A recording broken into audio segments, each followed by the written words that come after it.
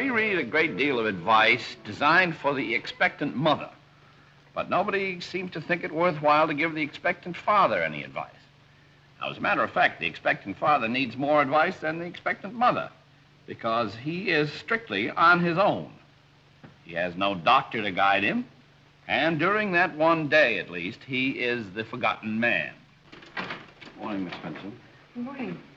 A little excitement at our house this morning. Didn't get a chance to shave. Yes, I know. Here's a message for you from the hospital. Came just 5 minutes ago.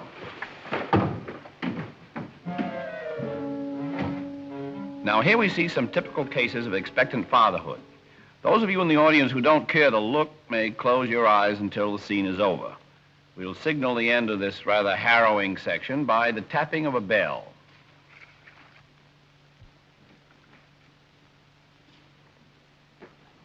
Where is she? Your name, please? Who, me? Yes. Dokes, Joseph Dokes. Oh, yes, Mr. Dokes. Will you wait right in there, please? The nurse will see you in just a minute. In here? No, in there, the waiting room. Now, all these four men are running a temperature.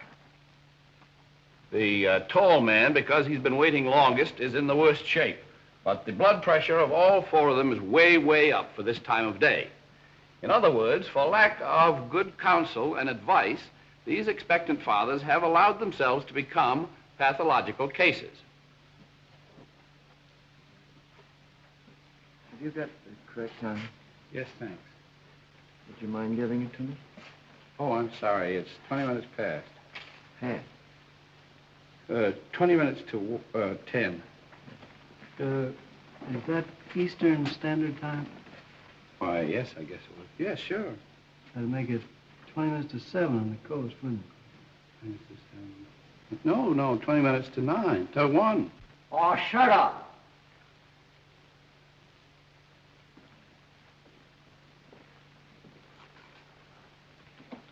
Mr. Dokes? Well, Mr. Dokes, I don't think that you'll have to stay here. You can come back around noon. Everything's fine. You mean I go? Yes, you can run along now. Call up around noon, and we'll tell you when to come back.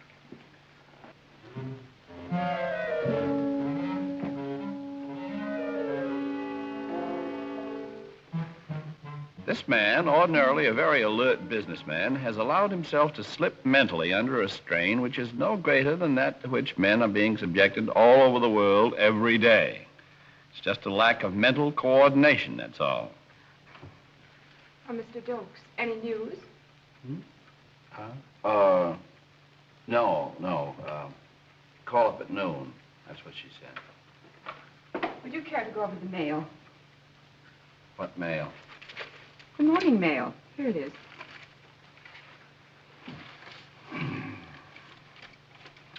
Dear Mr. Dokes, we are writing to ask you if you could see your way clear to contribute the same amount this year as... That's the letter you just received, Mr. Dokes. Do you wish to dictate a reply? I've got to get some air.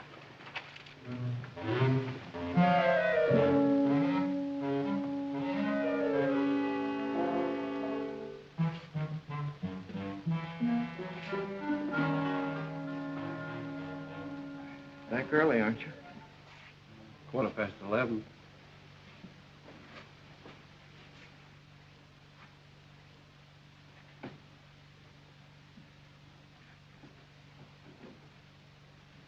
For Pete's sake, stop looking at that picture, will you? Sorry.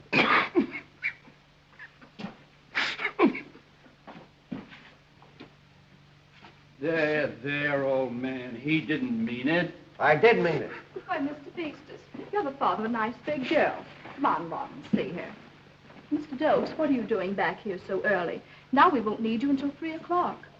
Everything's fine.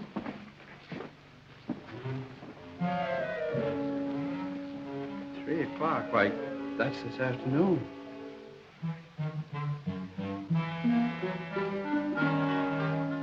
There's another phase to this disintegration of the expectant father.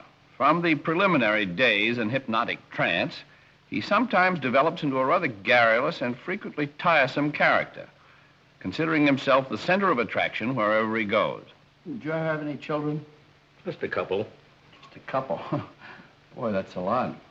How'd you stand it? Well, it's not so bad once you get the hang of it. Oh, once you get the hang of it, that's the thing. I got to learn how to get the hang of it by 3 o'clock. Well, well, congratulations. Straight ride.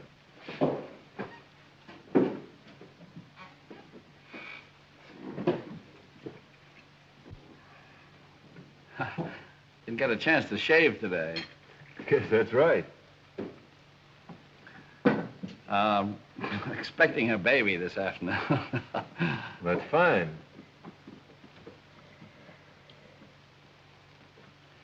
How's your wife now? Oh, she's fine, thanks. Here, give me that check, please. I gotta go.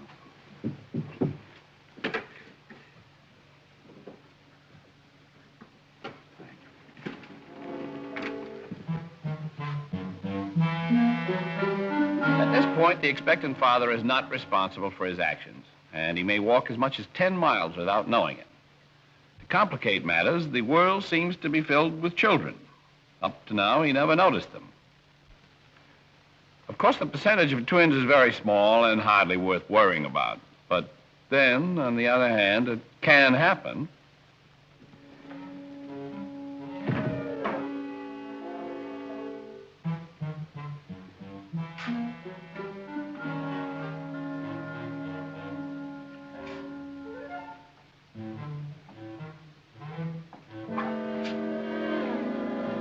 We now come to the final and most harrowing phase of our study. The patient has the blood pressure of a small donkey engine.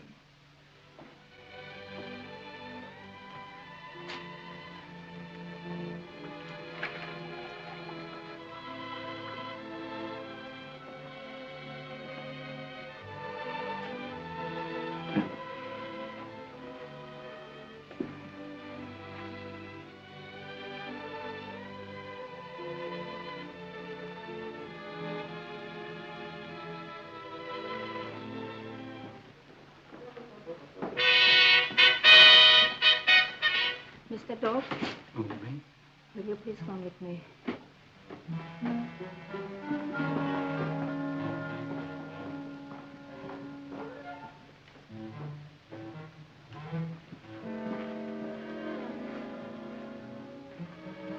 Mr. Dokes?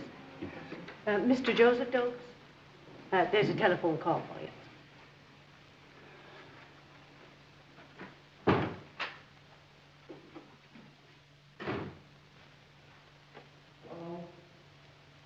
Mr. Dokes, would it be all right if I went out for about an hour? There doesn't seem to be anything doing around here. Okay, sure. Fine.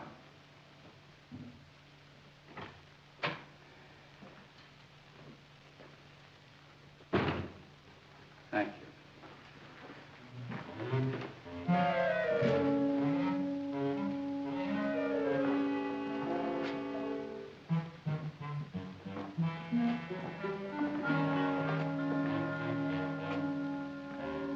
Small, isn't he? No smaller than usual. I guess you'd be small, too, if you were that age. Want to hold him? Oh, no, thank you. I got one of my own coming up. Your name's Dokes, isn't it? Yes, Joseph Dokes. My wife is... Well, this is yours. Mine.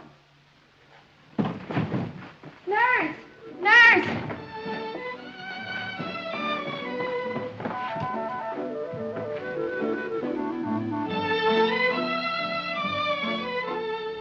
So we see in rather spectacular fashion the ordeal through which the expectant father must go. Of course, this man will recover. There's nothing organically wrong with him. And in time, he will come to enjoy the blessings of fatherhood. And sometime... He may spring out and enjoy, actually live to enjoy